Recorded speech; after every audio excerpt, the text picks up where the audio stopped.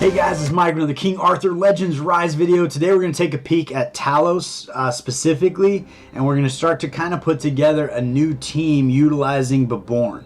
He's an uncommon champion, and so therefore he's going to be pretty easy to build and get ready to go. And I see most people that are using him are using his Flame Relic, so we're going to build out his Flame Relic as well. And once we get him built, we're going to bring him in here and see if he's the missing piece to get us over that level 40 is really what I'm trying to do. If I can get over level 40 on all of these, I'll be pretty happy about it. So we're going to jump in and see what we can get done. So as you take a peek at Beborne's kit over here, when using skill 2, he's got a 100% chance to grant recovery over time, 2 Cult of Cromcroc for 3 turns. So the Cult of Cromcroc are specific characters, and Rience, which is in my other video, is in here. So that'd be really bizarre for him to be in here if he's not going to be a summonable character. Although I think they do have a Beborne that does work inside the story mode. So maybe that recovery of time function works on Rience as an enemy. But it's pretty weird he's right here. I think they might bring him in. He's the counterpart to Iwerit. He's kind of the spellcaster. He looks like a pretty cool character. His kit's all dialed in. I feel like he should be in the game. He might be the next one coming in, but that's kind of interesting that he's right there. But outside of that, we're not running any of these. Brendan maybe. Gilroy is starting to come up a little bit, but ultimately the recovery over time is not going to be a benefit other than probably on Beborne himself. And then also in that skill, he's got a 100% chance to inflict mark on those characters as well for 3 turns. And when we move over to his passive 2, he's got a 50% chance to trigger upon using skills, so any of his skills. 100% chance to grant recovery over time to 1 ally for 3 turns. And he also has a 100% chance to inflict mark on 1 random ally for 3 turns. So this is actually going to be a debuff he's placing on your own team members that lowers their defense and evasion, which is kind of bad, but that's probably why he's an uncommon character. Like, you get this perk, but it comes with this negative thing. 100% chance to inflict mark on 1 random enemy as well. So he's going to put mark on an enemy, mark on an ally, and recovery over time on an ally. And that's a 50% chance for that to trigger. Those are his passives. If we jump over to his Flame Relic and look at his active skills, his A3 is a 10% chance to inflict Brainwash. That's not going to be a super big win there. Grants all allies defense increase for 1 turn. Trigger over healing. So this is kind of an interesting part of his kit. So he puts the marks on your team, and then on his A3 he does this over healing, where he removes the marks from the target and heals them according to how many marks they have on them. So I was going to say, I think he does have some healing in his kit, but I think that's not why people are using him. They're running him alongside Turin. So Turin should be able to keep your team alive as far as the heals go. But I think the A2 is really what it's going to be about. Grants out all allies attack increase 2 for 1 turn. Inflict mark on all allies for 2 turns. So this right here is going to be allowing your Arthur and your damage dealers to get 40% more attack on their kit and just smack that much harder. So probably spamming his A2 is probably where it's going to be. Although if we're running into Turin struggling to keep folks alive, we could splash in his A3 from time to time just to get a few extra heals on your team, and then come back to that attack increase. Now if you look at this here, the number of turns goes up to 6. So he's going to grant all allies attack increase for 6 turns once you get this booked out. So he actually could run his A2 every 3rd turn or every 4th turn, and then spam his A3 for those extra heals.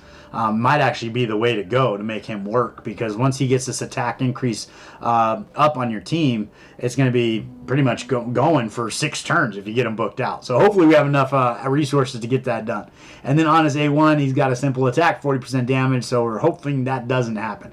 Probably want to get him in a vigor set so we can at least spam his A2 and splash over to his A3 when we can, and we'll kind of go that route. So now the moment of truth, do we have enough gear to actually get him dialed in? So let's go ahead and see if we can get him. We'll start by getting him to 6-star 60 and fully advanced awaken and all that good stuff, and see where we end up. I have been running quite a bit of Gorgos, so we should have enough gold to get through this build as long as we have the other materials. I do have a little bit of stamina going on, so we can farm and get anything we're falling a little bit short on. But because he is an uncommon character, it should be fairly inexpensive to actually upgrade him all the way and max him out. So like here we're using 14 of these mythic. For a rare character it's 25, for a legendary it's 50. We're only using 2 of these guys, so just all around we should be in a better place to get him maxed out. So I almost did a bonehead move. I almost took him straight to level 70, which I don't think I need to do, but that would have used 6 million gold. So we're going to go ahead and undo that, take him to level 60. Probably it wouldn't be a bad thing, because being an uncommon character, you can see it takes significantly less gold to take him to level 60. Being an uncommon character, he's probably going to be super squishy, so that might be something I just kind of keep in my back pocket in case he's dying. If he's dying a lot, I know I can bring his stats up quite a bit. Like you can see, if we max him out, we're going to get another 100 attack, which I don't really care too much about. Defense, we're going to get 130, and then HP, we're getting 1300. And those are the numbers that all of your percentages and everything scale off of. So you're going to get significantly more defense and HP once you start putting gear on him and so forth. So that'll be kind of a backup plan just in case we have to do it. But so far we got him leveled up to 60. He is maxed out for 6 stars, and we're going to see how far we can take his awakening. Ideally, we could take him all the way up to 6 stars so we can get a full set of gear on him. And if we need to, we can jump into the favor dungeons and get a couple statues here or there. But I think just the amount that he's requiring, we should have enough on the account to get him fully decked out. So I do have 100 of the legendary statues. That's pretty fortunate that I keep those in the bank. So we're going to get Beborne dialed in here, and he will be 6-star awakened. So looking at his skills, I've been stacking up these support things, and on the Hawk talismans, at least in the uncommon, we're in a good spot. So hopefully we can get him completely dialed in. No problem there. All of his passive skills are done. Chivalries, he's maxed out, been maxed out for a while. So except for taking him all the way to level 70, Beborne is dialed in as far as his star and power rankings. Let's jump over into his relics and see if we can take that flame relic as far as we possibly can. So jumping over into his relic for the skills, it looks like we're in a great place to get this done. I haven't built a lot of uncommon characters, so the skill tomes are pretty much maxed out. So he's squared away. I did have some of the stones available as well, just from stockpiling them. Let's see if we can level it up. This is where we're going to fall down. I don't have a whole lot of these, so I might have to go farm some of these. I would like to get his relic at least to level like 5-star 50 if we can make that happen. Alright, we ran out of relics breath. We are on level 38 here, so I think we'll see how far we can press like awakenings and stuff, and then we'll see how he does on the account and whether or not we really need to push that on or not. If we go into awaken here, might be a little slim pickings here. It's been a while since I've been in Taras the Stormcap, but seeing how we only leveled it up to 4 stars, we only need to get it to 4-star awakening, which we are going to make it that far. So they'll get some stats on him there. Just trying to help him stay survivable as far as that goes. So when it comes down to the build, we probably don't want him very fast because we don't really want him taking a lot of turns. If we look at this skill too, we are going to be putting that attack increase on for 6 turns. So if all of our team members are lapping him, that's totally okay.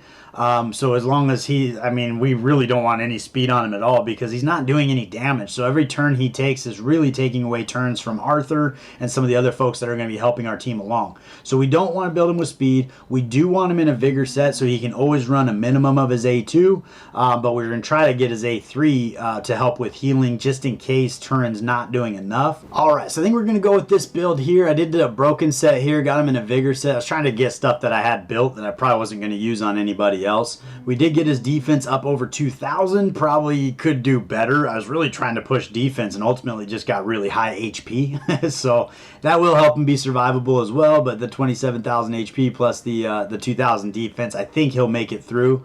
That's really the stats I'm looking for, and then keeping his speed slow. I did end up getting one roll of speed somewhere on a piece of gear. I think it was one of the vigor sets I needed to actually get on him. But we have HP percent on the necklace, HP percent on the earrings, and then HP percent on the ring, which one of those in defense would have been a better way to go if I had one. I did want to add on to something I brought up in a previous video about potentially putting in a gold mine or a crystal mine. I think it'd be really cool if it were a dungeon, and the deeper you go into that dungeon, it gets progressively harder the more gold you mine. That way you can kind of, like, when you first start the game, you open up your gold mine, but you can only get to like layer 1 or 2, and then you can press on to like layer 30 when you get really deep into it, where it's kind of almost like a forbidden dungeon where you press on, it gets harder and harder and harder, but the deeper you go, the more gold you mine. I think that'd be a pretty cool way to bring a little more gold into the game, because as you see here, I think I just went through 5 million gold building Beborne, and we didn't even really get him maxed out. So to build a single character took, I mean, I don't know how long it took me to stack up 8 million. It doesn't take very long because Gorgos is quick, but it did take a lot of stamina to do that. But let's jump back over into Hall of Conquerors, put in our Beborne, and see how he does in that team. So in this particular team, I think taking Anya out, maintaining our heals here, maintaining our defense downs here, maintaining our damage here is going to be the way to go. So if we jump over and find Beborne over here and bring him in, hopefully we can get that dialed in where he's going to bring in more damage. So what I'm going to do to start out is I'm going to strictly spam his A2 just to not use extra vigor, and then we're going to pay close attention to what Turin is doing and whether or not having those extra heals would be a benefit or not. So we're just going to go this route. In fact, I think we're actually going to go this route, and because he doesn't need to go every time, because that stacks on for 6 turns. We could probably actually do every 3rd time. So we're going to start with something like this just to put a little extra vigor on the team, because Arthur is not in a vigor set. So that'll help us stay in front of vigor so he can always hit his A2. And then Clarison, she needs her A3 to land the defense down. So it's a pretty vigor intensive team on these two. He's only a vigor 2, and then he's going to be vigor 2 or 1. But if our heals are not coming strong enough, we're going to go and alternate between his heals, probably replace his A1 with the heal of his A3. And so he does his A2 every 3rd turn or so, I think would be the right way to go. So let's go ahead and give this a shot and see how it goes. We'll kind of take a quick peek on here. So there Clarison came in, knocked down the defense. Arthur's coming in with his Stygian Aura. He will pick up more and more damage as the fight goes on, because he gains those stats for crit and all kinds of hit accuracy, all that kind of good stuff. So as far as heals, I mean, I wouldn't expect heals to be a problem quite yet. We'll see when they become a problem, and maybe we'll bring in Beborne's heal to complement our Turin here. She's coming in with 11,000 on the heal, which is pretty strong.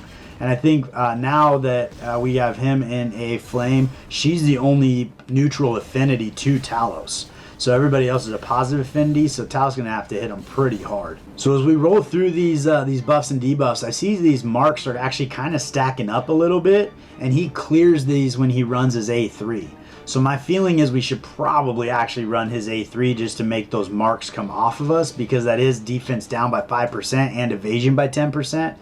Which they're basically going to be taking on more damage. So I do feel like probably every other turn we should be clearing those marks off of us in order to make sure that we stay alive. But we're not really taking on a lot of damage yet, so I don't know if it's really necessary to do that or not. As we get deeper into the fight, it probably will be, because all that extra defense down is probably going to be a problem. So we're only on to heart 20 here, and we're already kind of getting hit pretty hard. So I'm going to go in here and adjust Beborne's cycle here and just get that A3 going. The other thing could do potentially is build him as a really solid healer and see if the way his heal mechanic works, that he does a good job, because then potentially you could take Turin out and bring Anya back in, but I doubt he's going to heal for the same amount she is and be able to keep the team topped off. Anya does have a supplemental heal that's kind of beneficial. Was that 7,000 on the heal? That's actually not too bad, although they did have a lot of marks stacked up on them. So we'll see what the next one comes in with to see if that heal could actually do the trick. That was 3,000. So yeah, that's going to be pretty soft. That's a pretty soft heal. Now that being said, I don't have him in recovery gear. His HP is high. But I'd probably also, if he's going to be my healer, I'd want to build him faster too. So I'd really change up the way that I'm building him for that to actually function. But we'll run this just as it is and see how that works. As we jump in here, it kind of dawned on me that I think Clarison had, he's got 2 attack ups for 40%. So I'm curious if he can stack these, because that could be pretty insane if you could get 4 or 5 of these on Arthur. So let's go ahead and see if that is what's going on here. Let's change this up and just go straight A2. And I think we're going to do this, and that way every 5th turn or so he's clearing all those marks off, but at least we're going to see if we can stack up some of these attack ups for 40%. So we'll get him going here. and take a peek. On his next turn, let's take a peek and see if we've got some of those attack up stacking on us or not. So it looks like potentially he can stack this twice. I'm not seeing, we'll go for his next turn and see if he stacks it a third time, but I think he's only going to be able to stack it twice. So I think the move here for Beborne is we're going to go A2, A3, A2, A3, A2. Slightly extra on the A2 because he can stack 2 of those attack ups, but we want to clear those marks off every other turn. So I think that's going to be the way to go. In fact, we'll actually take that off. And that way it just goes back and forth. And I think that would be the best move for him. So he's going to help Turin with her heals every other turn. And then he's also going to be stacking up that attack increase so that we have the 2 stacks on Arthur mainly every time. But also Clarison can do some serious damage here too. Unfortunately for me, like, I'm just trying to keep her alive most of the time right now and then keep her effect accuracy high enough where she's landing the defense down, because that's really going to allow Arthur to do the damage. So we're going to let this run for a little bit and see how we do. So I think first, right out of the gate, we're going to set a new record. We're way ahead of pace. If we can make it to turn 200, we're going to be doing really well. Arthur's smacking pretty good. A couple times his heals come in to help turn. We did just lose Clarison, so we're going to lose some damage. But as far as the health of the team is going to be okay, because we have our 2 healers still working for us. Again, Clarison's going down. She's even positive affinity, which is kind of tough. I need to take a look at her build and just see if I can get her more tanky and maintain her effect accuracy so she can land that debuff. But unfortunately, she just is really squishy right now. And she's got a low chivalry and so forth. I haven't put a lot of energy into Clarison, unfortunately, so that's probably more my fault than anything. But right out of the gate, we're setting a new record with Beborne, which is pretty exciting. The other thing is he's not a common. He's an uncommon character.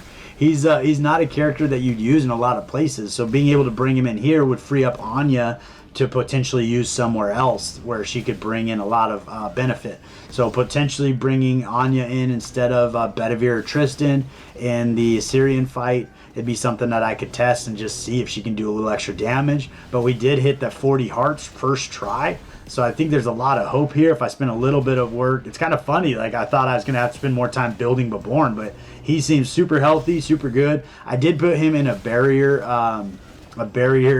keepsake set, so every time he runs a heal, he does put a 2-hit barrier on himself.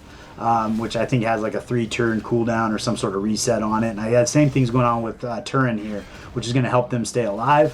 But I do need to go back into Clarison's set and see about getting her a little stronger just so that she can make it to the end. Because those defense downs definitely help. Like Arthur was smacking for pretty close to 200,000 when he was done doing a Stygian Aura. But I think if he goes into it now, let's see where he's at 54. That was 1 hit though. We'll wait till he does this guy. No, we still didn't do it.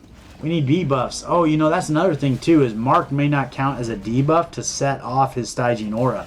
So he's not actually getting his 5-hitter because that debuff will do it. So here we go. So we got to 88,000. So he's doing like half the damage he was doing without Clarison in there, and Clarison isn't putting her debuff in to actually make that work. And now the team's falling apart with 7 turns left. But we did set a new record, got all the way up to 42 hearts. So let's poke around with Clarison, see if we can get her a little more survivable, and then we'll bring him back in. So not too bad. First try, and we did 1,000,000 more damage by doing that. So that is a pretty big winning strategy. So let's go ahead and see if we can build up our Clarison so she can survive the whole thing. So taking a look at our Clarison build, we got her defense chest here, not even maxed out. So that'll definitely help her get a little better. That's 40 defense right there. And then over here on our earrings, we have attack percentage, also not maxed out. We can max that out because it is a 6-star piece. We will use it. All right, so we switch up her build slightly, move her effect accuracy or her accuracy set to her boots, and then put her into a defense percentage and then just cap everything out. I think that'll help out. We did speed her up a little bit. Her HP dropped slightly. Her defense went up quite a bit, which I think is going to be helpful. Her attack even went up. But we did that at the cost of effect accuracy. So at 76%, I'm hoping she still can land those defense downs, but we'll have to take a peek and see. If not, we'll have to get her back in an effect accuracy pendant here and try to get her defense somewhere else. But I think that's going to be a big win if she's able to actually land that with the effect accuracy at 76%. Seems like that'd be high enough, but we'll find out. And then looking at all of these relics, we have so many opportunities to step up stats. Here, the HP that you get from stepping this up is going to be fantastic in the sense of her heals coming in. Likewise, taking Beborne to level 70, his heals, even though they're small, would be bigger because his HP is going to go up quite a bit by stepping him up there. So we're going to go ahead. Again, what we've got going on in the skill order, we got Arthur hitting his A2, alternating back and forth, starting with the A2 on Beborne, straight A3s for Turin and straight A3s for Clarison, and we're just rolling with it. So we're going to get that and see how we do. Hopefully we can set a new record. So the struggle I'm seeing with Talos a little bit is the RNG, because when he does that double hit with his shields coming down and smacking you, they're random. So if he happens to hit the same person twice, he could kill that person, especially if it's my Clarison, because she seems to be the squishiest. I did notice my turn is super slow, so I need to speed her up so that her heals are coming in a little faster. That would help out a lot. But as long as the RNG where he spreads those out doesn't hit the same person twice, I should live throughout the entire thing. But once he kills Clarison, now the RNG of hitting one of these other characters twice in a row becomes higher, because now there's only 3 of them for it to be random against. So over time, if you can make it through the 200 turns without it hitting the same person twice, you're probably doing pretty good.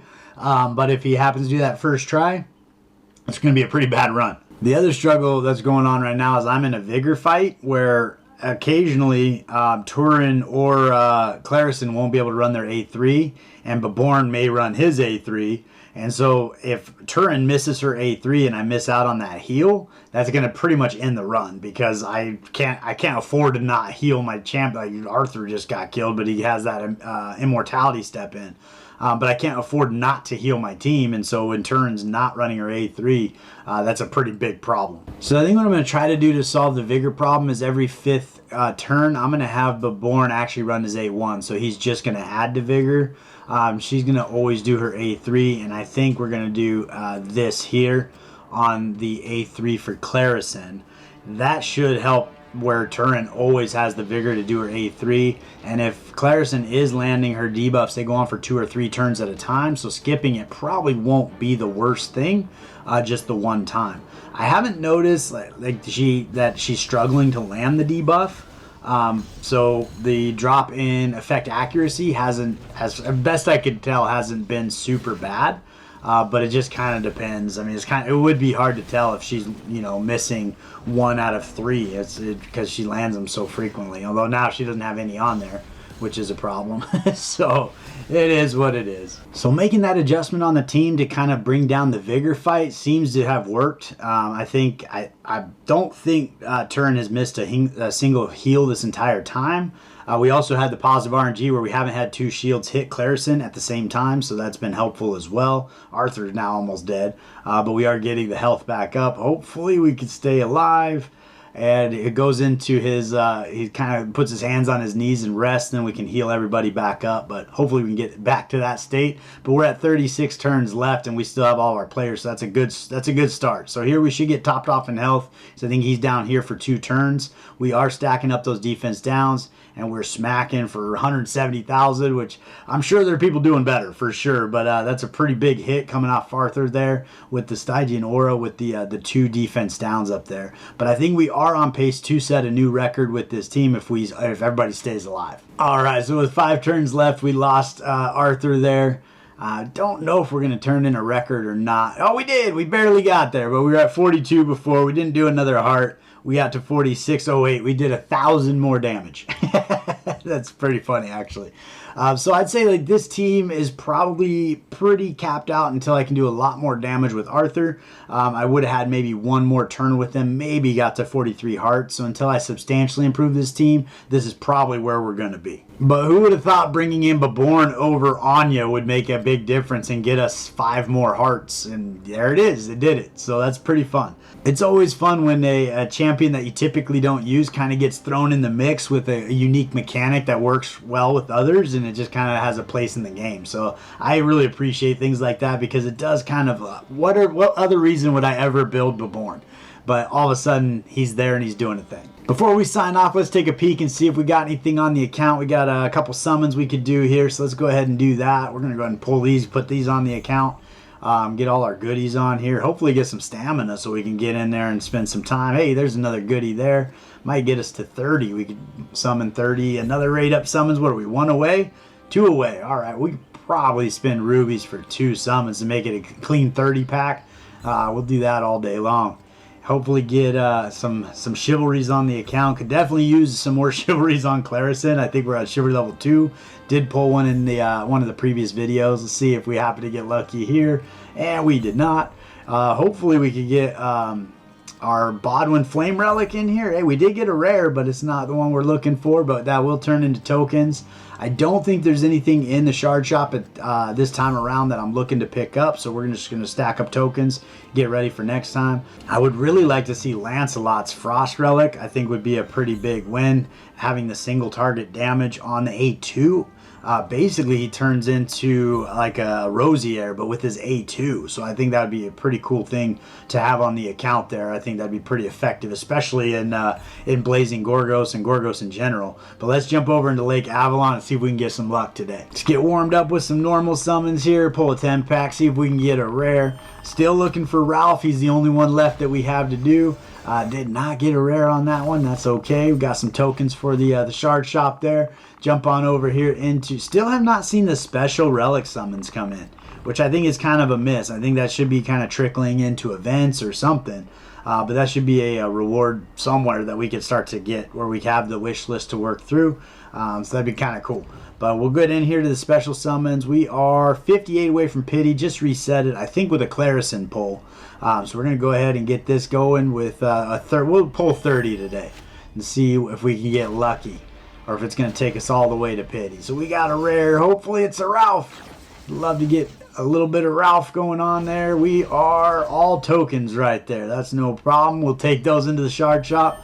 Hopefully we can get a little bit of luck on the account. Nope, not that time. Not that time. Maybe a Ralph. Let's get a Ralph.